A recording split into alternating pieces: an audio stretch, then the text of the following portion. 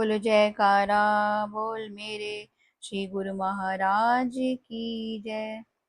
महापुरुष लक्ष्य को सामने रखकर उत्तरोत्तर परमार्थ पथ पर बढ़ते ही जाते हैं।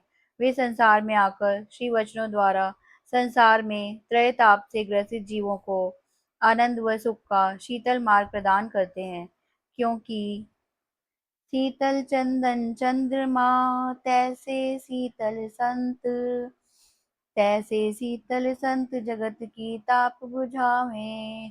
जो कोई आवे जरत मधुर मुख बचन सुनावे। धीरजशील स्वभाव छिमाना जात बखानी, कोमल अति मृदु बैन वज्र को करते पानी।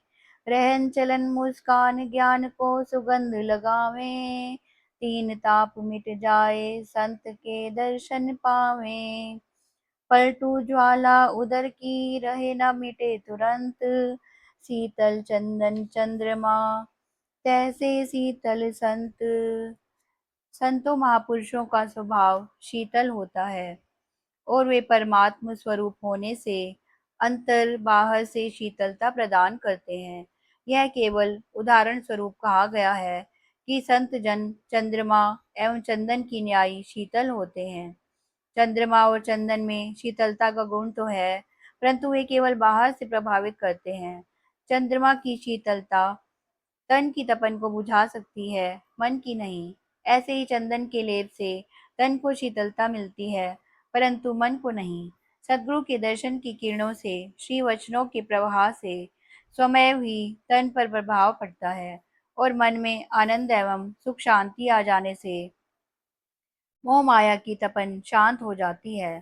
संसार में माया काल के पंजे में जकड़ा जीव तीन तापों से सदैव अशांत और बेचैन रहता है।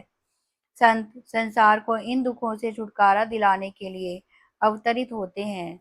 जो जीव इनकी चरण शरण में आ जाते हैं, अपने मधुर उपदेशों से ज्ञान देकर उनके समस्त दुख व कलेश हर लेते हैं। महापुरुषों के धैर्य, सहनशीलता एवं क्षमा के महान गुणों का वाणी वर्णन नहीं कर सकती। कोई कितने ही कठोर वचन उन्हें कहे, वे मधुर एवं कोमल वचनों से उस पर प्रभाव डालते हैं। उनकी कार्य व्यवहार मुस्कान की सुगंधि से ज्ञान उपजता है। महापुरुषों के दर्शन से जीव का कल्याण हो जाता है।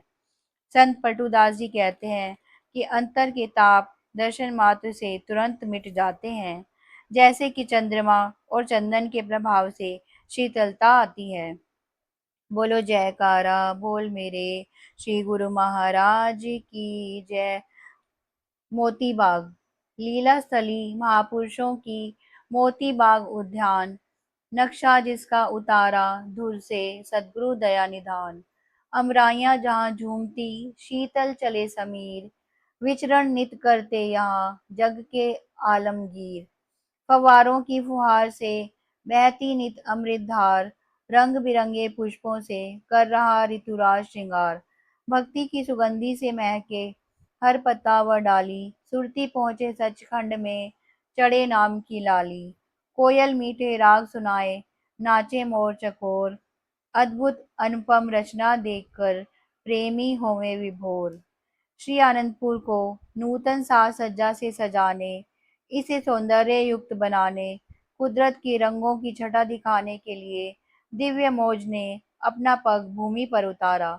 श्री सद्गुरुदेव जी महाराज श्री तृतीय पातशाही जी ने मोती बाग में अनुपम लीलाएं कर इसे विशेष बनाया था।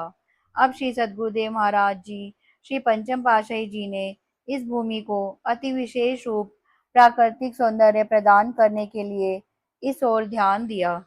इस स्थान पर आप स्वयं भी नित्य प्रति सैर करने आया करते थे। आपकी यह मूर्ति की दर्शनार्थी संगत एवं स्थायी निवासी श्री आनंदपुर में भव्य उद्यान की निराली छटा में यदा कदा विचरण करें।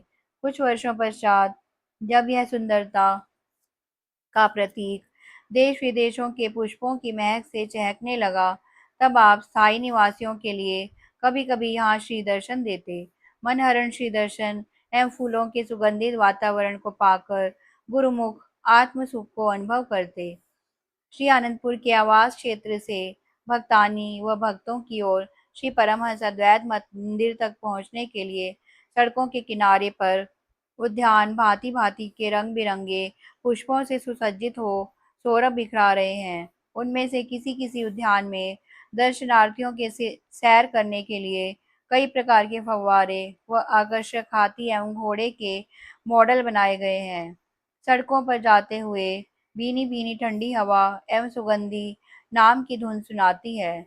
यह मोती बाग अद्वितीय एवं अनुपम छटा लिए मस्त सुगंधी बिखराता हुआ विशेष बना। यहाँ पर सर्वप्रथम आपने सब जगह की सफाई करवाकर गुरुमुखों को सेवा का सुअवसर प्रदान कर कृतार्थ किया। पुनः इसे फूलों व बेल पत्रों के आकारों से सजाया। यहाँ के सेवादार प्रबंधक महात्मा नित्य विवेकानंद जी से कहा कि यह उद्यान एक विशेष स्थान है। इस भूमि के तप से ही गुरुमुखों ने सेवा का सौभाग्य पाया है। महापुरुषों की चरण रज ने इसे पावन बनाया है। इसे फूलों के पौधों, विविध लताओं एवं सजावट के अन्य सामानों से सुसज्जित ऐसा मनमोहक स्थान बनाना है जिसमें लगे प्रत्येक पौधे के हर पत्ते, डाली एवं सुगंधित हवा की लहर में नाम शब्द की धुन उच्चारण करती प्रतीत हो। यहाँ आते ही सुरती दिव्य धाम के सुख की अनुभूति करते हुए एकाग्र हो जाए। इसकी धरती पर कहीं भी घास फूस के तिनके व कांटे दिखाई ना दें। आपने स्वयं भी इसमें अनेक प्रकार के फव्वारे व रंग बिरंगी अति सुंदर लाइटें लगवाई। बेलों व पत्तों से बनी हुई पशु पक्षियों की आकृतियां एवं पहाड़ी के समान एक और ऊंचाई पर भव्य दृश्य बनवाया। आपने जब पश्चिमी देशों लंदन, कनाडा, अमेरिका आदि स्थानों को कृतार्थ किया तो वहाँ के प्रसिद्ध फूलों की कलमें यहाँ मोती बाग में लगवाई। उद्यान के साथ साथ हर फूल को गमलों में भी लगवाया और उस पर उसका नाम लिखवाया। यहाँ पर मोर, तोते और भंवरे प्रातः समय आकर अपनी सुरीली आवाजें सुनाकर श्री आरती पर जाते हुए गुरुमुखों का ध्यान बरबस ही अपनी ओर आकृष्ट कर लेते हैं। दर्शनार्थी संगतें नाचते हुए मयूरों को देखती हैं, अमराइयों की ठंडी हवा एवं कोयल की मधुर कू की आवाज सुनती हैं, तो अनायास ही उनके मुख से निकलता है कि योनि चाहे कोई भी हो, परंतु महापुरुषों के दरबार में उनका सानिध्य पाकर हर कोई खुशियों में फूला नहीं समा रहा। स्थायी निवासियों को आपने कई बार मोती बाग में श्री दर्शन देकर कृतार्थ किया। एक बार दोपहर को लगभग 11 बजे सभी गुरुमुखों के लिए श्री दर्शन खुले। भक्तजन कई बार भक्ति प्रेम से सराबोर नाटिकाएं श्री चरणों में प्रस्तुत करते। इस अवसर पर भी कुछ भक्तजनों ने ब्रह्मा जी, शिव जी, देव ऋषि नारद, देवराज इंद्र एवं ऋषि मुनियों का वेश धारण किया। यह सब देवता प्रभु दर्शन की लालसा लिए मोती बाग के द्वार पर खड़े थे। सभी भक्त महात्मा जन भी उसी द्वार से अंदर प्रवेश कर रहे थे।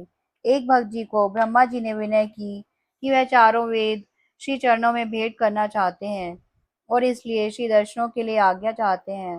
भक्त जी ने कहा कि आप वेद भेंट करेंगे, परंतु किसके लिए? हमारे महाप्रभु श्री परमहंस दाता दयाल जी सभी विद्याओं के सागर हैं, सिरमौर हैं। सागर को बूंद की क्या आवश्यकता? हम भक्तों को उन्होंने एक ही शब्द में समस्त वेदों का सार तत्व समझा दिया है। हमें और अधिक जानकारी या पढ़ने लिखने से अब कोई सरोकार नहीं। बोलो जयकारा बोल मेरे श्री गुरु महाराज की जय। दयालु श्री परमहंस दास जी भगवान की जय।